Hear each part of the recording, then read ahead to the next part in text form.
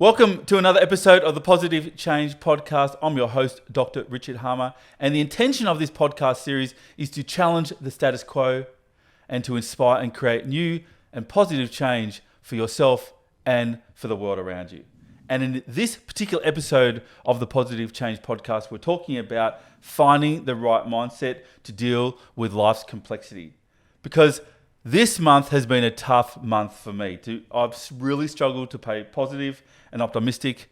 And what I learned this month is to pay less attention to the content of life and more attention to the context or the bigger picture in life. So if you think it's time to let go of the content of life and think more about your life's big picture and how you create positive change at scale, this is the episode for you. Stay tuned. Hi, I'm Dr. Richard Harmer, and you're about to discover new ways to go from overwhelm to thriving in your business and in your life by following your passions, pursuing your unique life purpose, and stepping fully into your infinite potential. You deserve to live your best life, a life filled with all of the clarity, courage, and commitment you need to be happy and to make a positive impact on the world. So get ready, because this podcast challenges society's expectations for what it means to be successful in life and in business, and invites you to grow beyond outdated assumptions for defining who you are. Welcome to the Positive Change Podcast. So welcome back to another episode of the Positive Change Podcast. And as I introduced in my introduction, it's been a tough month for me personally. And I wanted to use this particular podcast to unpack and to debrief what made the month that's just passed difficult and what I did about it. So to set the scene, to get us started in this particular podcast, I'm a member of multiple project teams in multiple organisational contexts, both within Australia and around the world. And some of those projects at certain times on their phase of delivery can be tougher than other times. And the work is complex, it's mostly emergent, and it's nearly always transformation focused. Now, as I've shared in previous podcasts, you only know you've transformed in hindsight. As the late Steve Jobs once said, you can only draw one dot at a time looking forwards, but you get to join all of the dots and see the pattern looking backwards. So this is all about transformation. And in transformation, you never quite know what's going to happen next.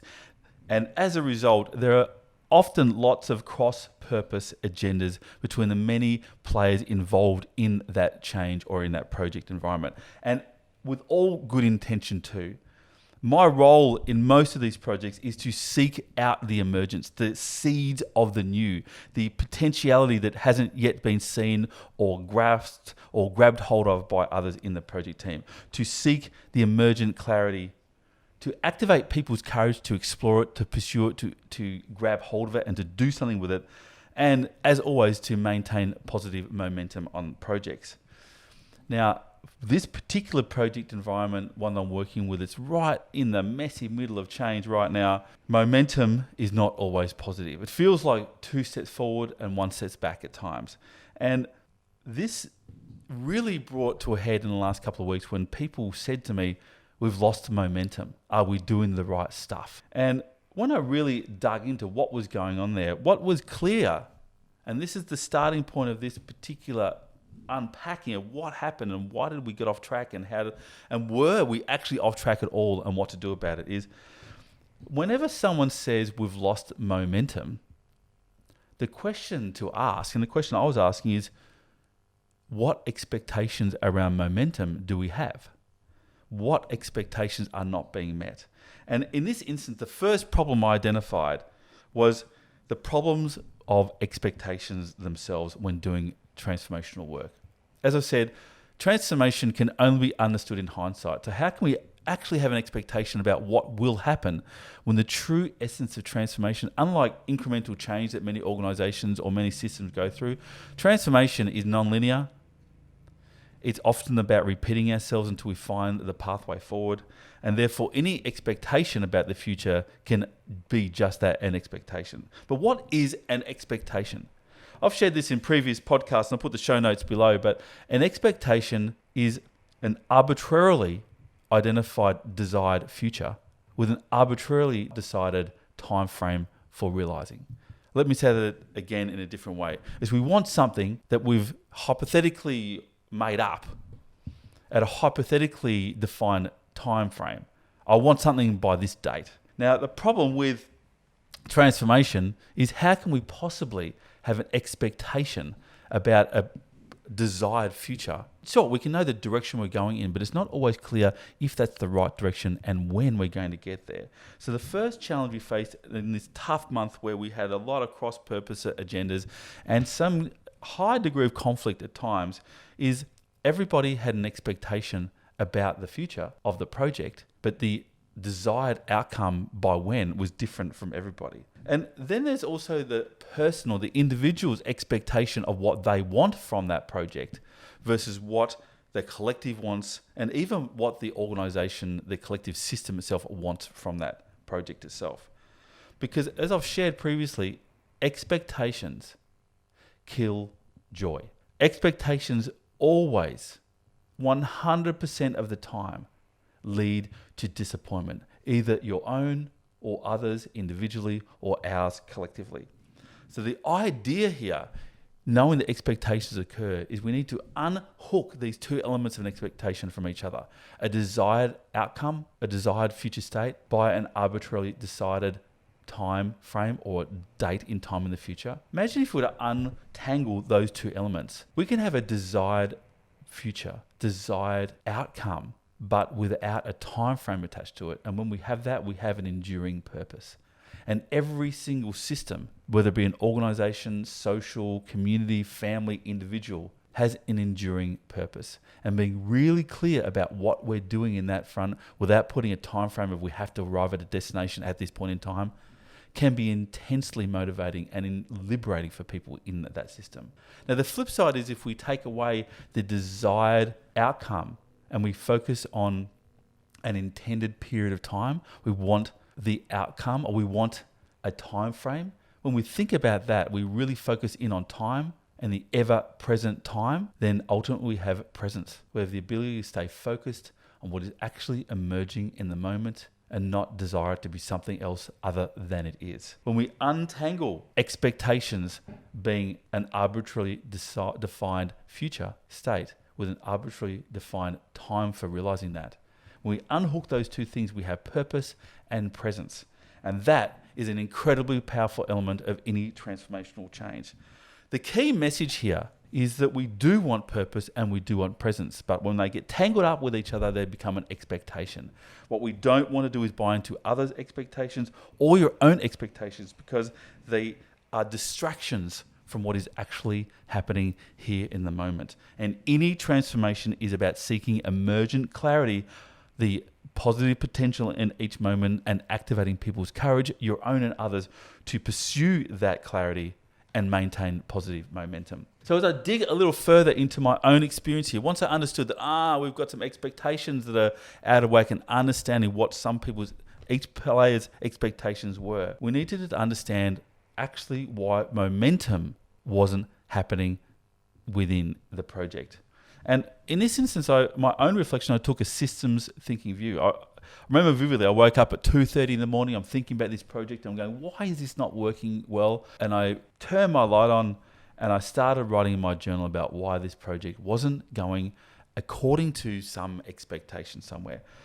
And where was momentum getting stuck? And in taking this systems view, I identified three things for me that then led to a couple of other realizations. But first of all, when we take a systems level view, we need to understand the distinction between what individual players are doing, what others are doing, that is the collective, and then ultimately what the system is doing.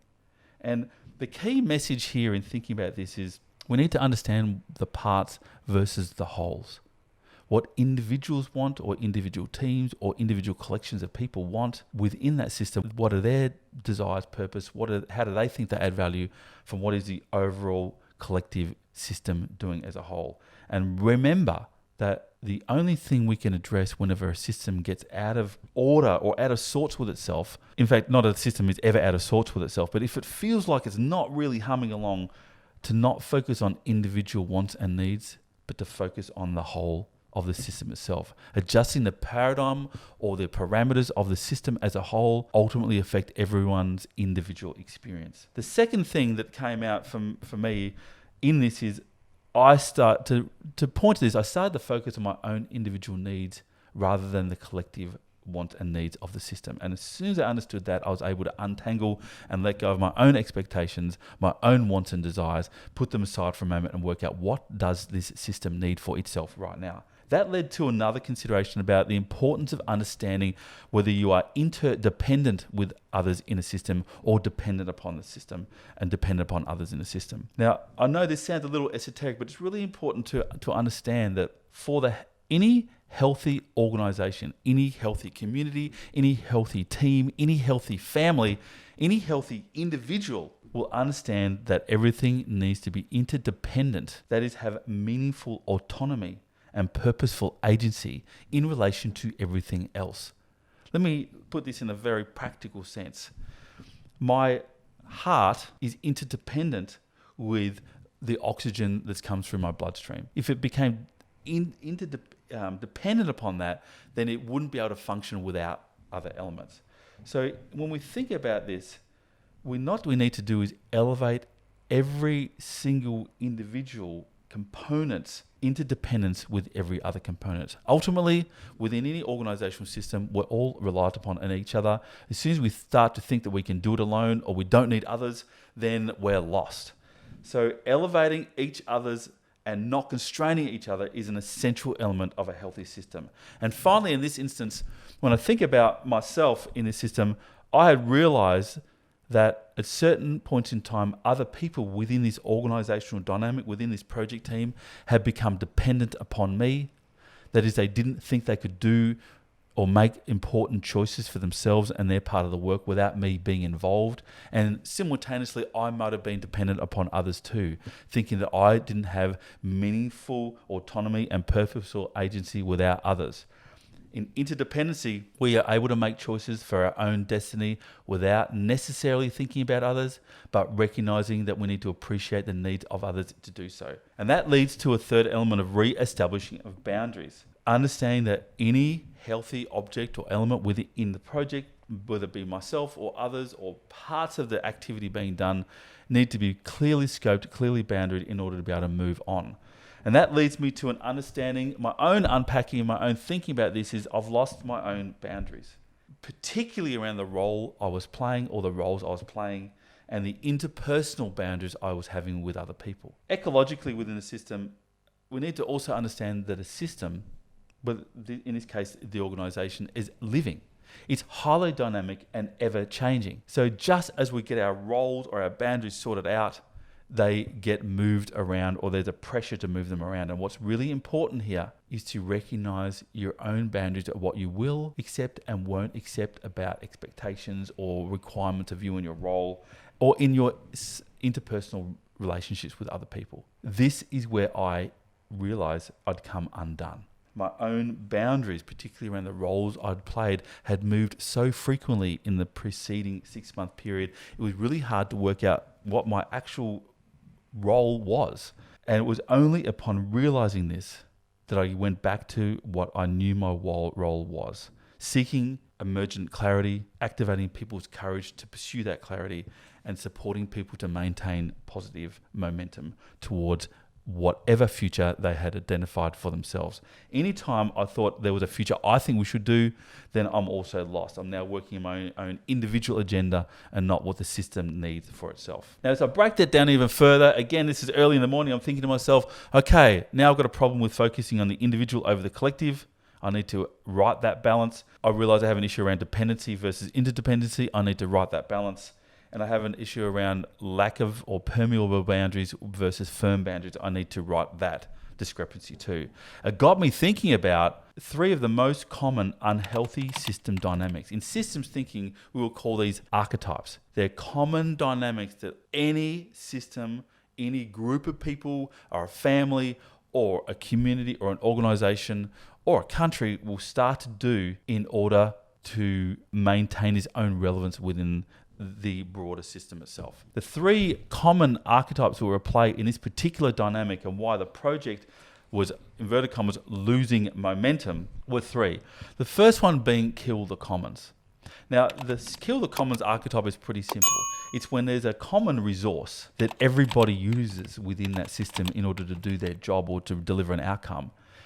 And they're all using it and no one's monitoring its health and well-being. Let me give you a couple of examples of commons within organizational life. One of them might be discretionary effort. Now, in many organizations, particularly the peak of performance and growth and economic whatever, the need for people to go above and beyond their day job, to tap into their discretionary effort, to work longer hours, to think about the organization and its purpose on the weekend, and so on and so forth, is a very common commons that organizations use in order to maintain performance and get the most out of things without necessarily valuing that people have their own time or need downtime. What happens when we kill the commons in this regard is the culture or people's motivation or enthusiasm or engagement with the organization will tend to go down until we right that. Another example of a commons is oxygen or the environment. It's something that many organizations, many members of our community use, you as well. And oftentimes we don't think about how much it's being utilized and whether we keep using it, will it be killed in the end. If you think about climate change, economic fragility around the world, there's a very clear examples of how we are killing the commons right now. The thing to ask myself is, am I a commons in this system? I'm used in multiple projects at multiple times with multiple groups of people, and I realize that, hey, I'm a commons resource, and I'm not sure that people are monitoring my mental and emotional and physical and time health. And guess what? I'm not doing it either, and that's why it's out of whack. And this is how you address the dynamic of kill the commons. If you feel like you're a commons within a team or an environment, and you're not sure whether people are monitoring your own well-being, this is how to fix it. Monitor your own well-being. Set some clear boundaries for yourself about what you will and won't do, what expectations you will fall in with and which expectations you won't, what your role is and what your role will and won't do, your interpersonal emotional boundaries and what stress you're willing to take on and not take on. Establish your own clear boundaries, and when you're feeling like you're being burnt out, rest. And indeed, tomorrow, I'm going on holidays for 2 weeks. So this is all about making sure that if you are a commons resource amongst multiple projects or you've got multiple initiatives on the go, make sure that you look after yourself. The second unhealthy system dynamic archetype that was playing out in this element that I started to become aware of is this idea of success to be successful archetype. In essence, this archetype plays out when two or more groups of people, individuals or groups of people, are all vying for a similar resource. Let's just say that's money or a person's time or a person's attention. If we're all vying for something similar, what tends to happen in many system dynamics is one person or one party will become successful with the first project, and then every subsequent project they're given more money. I've experienced this so many times where the project I was working on or as part of a team either got more and more resources and became overwhelmed and burnt out, or it got less and less resources because someone else was getting them all and we burnt out as a result of killing the commons. So this notion here of successful to be successful is that we start to think that a group is being successful, so we give them more resources, but they're only being successful because they're getting more resources. And what we need to do in those instances is right the balance of how resources are allocated. And a resource, as I said, might be time, or it might be experiences, or it might be training, it might be money, or whatever the resource is that's scarce that everybody seems to want a part of, making sure it gets allocated appropriately. Now, in my instance, I was successful to be successful, constantly getting more resources that ultimately led to more workload, and other parts in this organizational project team weren't getting the resources they needed to be successful. The flip side also applied.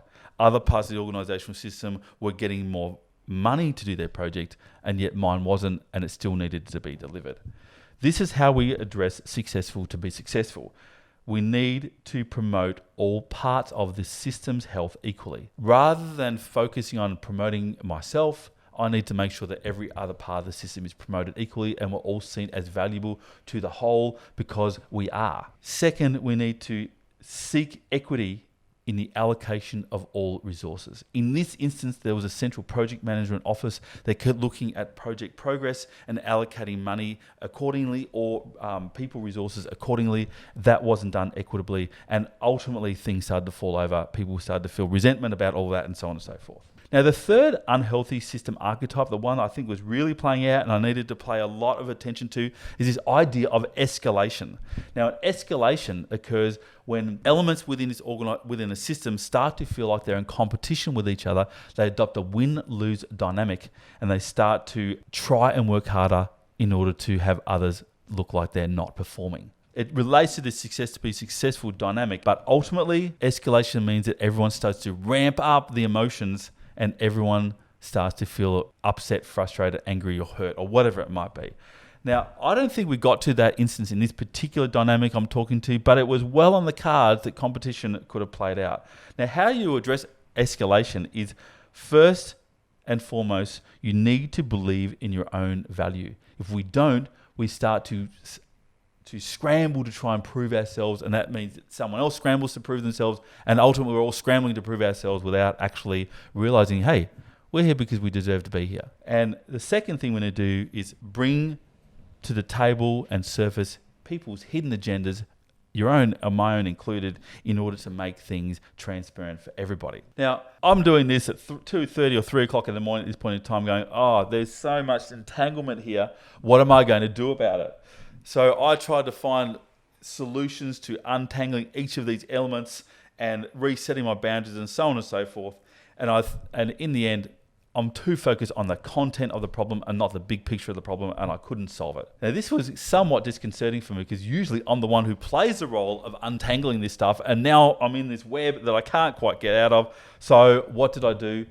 I went and spoke with a friend, somebody I trust deeply, and I put everything on the table and I said, I'm stuck. How do I find a way forward? She invited me at that point in time to let go of my own perspective and let go of trying to understand everyone else's perspective and to take the perspective of the system as a whole. You look at this, she said, look at the organization and this project in this organization as a whole and tell me what you see. Now, this is a very simple technique that I invite people to do often. It's called the zoom out technique. Zoom out from the parts, see the whole. What do you see? And nearly immediately when she asked me to zoom out, let go of my own perspective and other people's perspective and zoom out and see the system as a whole, I noticed that it was fragmented. There were competing interests and competing priorities and hurt and frustration and apathy and concern and happiness and joy all bouncing into each other and getting in the way of each other. And then I had my way forward. As soon as I understood that we are fragmented, then it got me thinking about a really wonderful book by Adam Kahane called Power and Love. Adam Kahane is a futurist. He did a lot of work on what's called the Montfleur scenarios out of South Africa at the end of apartheid many decades ago, and continues to be an important futurist looking at social change around the world. He wrote this book called Power and Love, and he defined power and love in two really distinct ways. He defined power as the impulse to evolve. This impulse, this agency to move forward, to evolve, to grow, to transform, to become different. And he defined love as the desire to reunite that which has become fragmented, to bring back together that which has fallen apart. Power, growth, love, integration. Now, when I look at this project I've been working on with this particular organization for nearly 18 months now, we have had a lot of impulse to evolve. It's all about transformation. It's all about growth and evolution and trying new things and doing something different and doing it again and experimenting and trying again and finding what works and doesn't and keeping on going and doing it again and again and again. Even as I say that right now on this podcast, I feel kind of exhausted thinking about it. What we hadn't done is thought about integration. This is another element of Kill the Commons. The common needs to be looked after. And in this instance, the organization as a whole and this project team as a whole needed to be looked after. It brings me to a conversation of another colleague of mine, a dear, dear friend of mine, who once shared with me the two dominant energies or powers of the universe. The red energy of growth and the blue energy of rest. We need to dedicate equal energy and time for each, she said to me. And when I look at this particular project, we've got a lot of power, energy, a lot of impulse to evolve, and we need to reunite that which has become fragmented to bring things back together. I had the seeds of my own clarity, my own emergent clarity about what to do next, and then I just needed to activate my own courage to build my own momentum. So that led me to the stance to take. Adam Kahane talks about this in this idea of love. He said there's two types of love: degenerative or unhealthy love, and there's generative or healthy love. All love is ultimately focused on trying to reunite that which has become fragmented. But degenerative or unhealthy love is about letting people get away with anything, hoping that they'll get better. It's wishful thinking for a better way of relating, but not holding people to account of themselves until they can do it for themselves. Whereas generative love, healthy love, is about holding people accountable to bring to themselves, to being true to themselves, to being honest, to being authentic, to being vulnerable, to being intimate, holding them account to do that for themselves until they can do it for themselves. And that led me to understand and connect with the stance I needed to take, the stance of compassion. Now, compassion is probably a topic for a podcast, and maybe I'll do one in the next podcast on compassion in and of itself, but I just want to touch on it here in this particular podcast. Compassion literally means suffer together. Compassion literally means to suffer together. It's feeling others' suffering and wanting to alleviate it. Now, compassion isn't empathy, which is all about putting yourself in others' shoes and wanting it to be. It's not just empathy. It's not just feeling another person's feelings. And it's not just altruism, about wanting to make things better for other people, about doing it for them. It's feeling others' suffering and wanting to alleviate it, but holding people accountable to alleviate their own suffering. Now, the key here when you think about the notion of compassion, and this is what I got to, and I have my pathway forward, I needed to not be in the system, to be a player, so to speak, to be a component, to be a protagonist of this system itself in order to truly show compassion for others. I needed to let go of expectations of my own agenda. And in unpacking my own frustration, I named a good half a dozen agendas that I wanted from this project that were just about me and actually not really serving the project. I needed to let go of my own expectations and realign with my own purpose, liberating humanity's potential for future generations, and reconnect with my own presence to be in the moment and be present to the reality of what was occurring and not my desires for something else. Letting go of expectations and what I wanted from the system to what does this system want for its own generative health. I needed to let go of what I wanted and to focus on what is needed now for the system to have generative health. And the system I'm referring to is immediately this project group and then ultimately the organization as a whole. And then I guess one step further to what is the organization's role in its broader ecosystem. But I'm going to put that aside for now. Then I needed to feel into when I was able to let go of my own expectations and return to being with the moment, not wanting anything from it other than what was actually occurring, I could then feel into the what, why, and how of other people's suffering, and what that suffering was that was causing them to unintentionally try and manipulate the system's dynamic for some personal gain. And as I looked at every person within that immediate dynamic, we all had a different agenda. All that agenda was causing us, we couldn't make it happen, suffering. And then the work became this: work with relieving other people's suffering. Now, relieving suffering is a really interesting element here. To alleviate or to relieve suffering, it's about lessening it. It's not about resolving it or removing it. It's to remove the suffering so that people can make more informed, more emotionally objective decisions for the benefit of themselves and everyone overall. So in this instance, how did I relieve suffering? In essence, I encouraged everybody, including myself, to have more transparent, more personal, agenda-free communication with each other. The thing is here that compassion serves an evolutionary purpose as well. At a biological level, when we feel compassion for others, our heart slows. We lessen our own agitation, anxiety, frustration, hurt. Our heart slows. Our body secretes a hormone called oxytocin, which is all about bringing people together and bonding. Oxytocin is one of the first hormones that a new mother produces with their newborn child, building bonding. It's an incredibly powerful hormone that is about bringing people together and creating connection. Compassion creates connection. Compassion creates calmness. And compassion actually lights the brain up with empathy, caregiving, and feelings of joy and pleasure. And these elements here of calmness, connection, and joy and caregiving are fundamentally important to the evolution of the human species. I know this podcast has been a little bit more about me than some topic, but I think it was really interesting and helpful to say we're all dealing with really problematic challenges at times.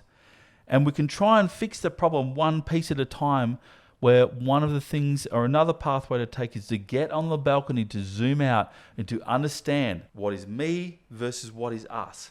Where am I dependent versus where am I independent? Where am I interdependent with others, and where's our connections? What boundaries have been compromised or brought back together? How is the dynamic amongst all of us unhealthy, and why? What is the unhealthy dynamic, and what can I do about it? And ultimately, in many instances, the view to take, the stance to adopt, the mindset to consider is one of compassion, feeling others' suffering and wanting to alleviate it. Nobody is doing things for negative reasons. They're just unaware of what their somewhat times unhealthy motivations are. So here's the key takeaway. If you just do, I'm going to give you 5 things, but if you just do a few of these things, I think this will be really helpful in building more compassion for yourself and the people around you. First of all, start or increasingly see people as individuals and not, inverted commas, abstractions. And what do I mean by that is we often see people in organizational life as their role or their job description or their deliverable. And once we start to see things as abstractions, that is not the person in front of us, but a mental construct of what they're supposed to be doing, expectations become inevitable. I expect the role to do something. I expect the role to deliver something. And then we start to depersonalize the individual to their role. It's really important that we see people as individuals, as human beings, not as the role they play. The next step of that is to name people, to give people a name. You can see the real power of language here. When we start to alienate or disenfranchise people, we stop using their name. We start to say them or that group of people or those people rather than John and Bill and Claire and Marie. Using people's names is another way of bringing that individual element, the personalization. It's not them or they, it's we and us.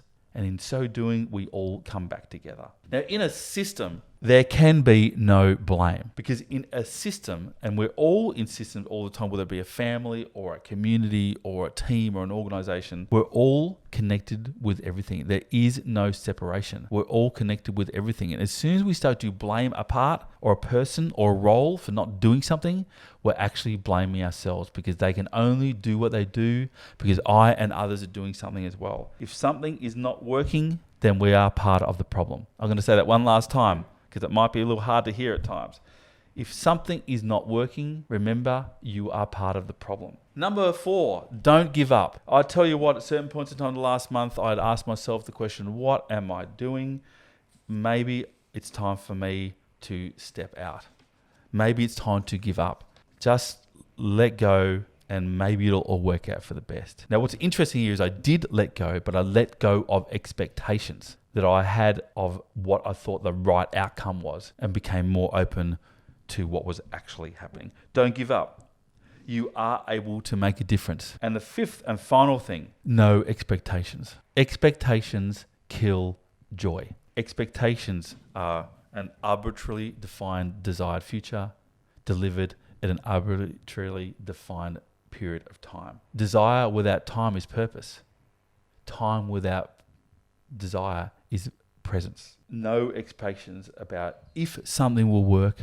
No expectations about how something should work. As soon as we do that, we open ourselves up to infinite potentiality and possibilities about what might happen next. And that ultimately returns us to emergence, spotting and seeing the emergent clarity, activating our courage to pursue that clarity, and maintaining positive momentum at all times. On that note, thank you for listening to another episode of the Positive Change Podcast, a podcast that was just about me trying to unpack a real dilemma I've been working with for the last month and finding my way forward. A way forward that meant I wasn't doing anything per se, but more adopting a stance of compassion, understanding that we're all suffering together and truly wanting that suffering to end for people. And my role in that instance was the alleviation, the relieving of suffering. Until next time, see you soon. Hi, and thank you so much for checking out another episode of the Positive Change Podcast. If you enjoyed this episode, please hit subscribe using the button below. And make sure you also click the bell icon to get notified every time we release a new episode. If you're looking for the show notes for this episode, we have them in the link underneath, as well as our social media handles and some links to free training and other offers that we drop from time to time to help you go from overwhelmed to thriving in pursuing your best life. So go ahead and check out this episode's show notes if you're interested. And thank you so much for tuning into the Positive Change Podcast.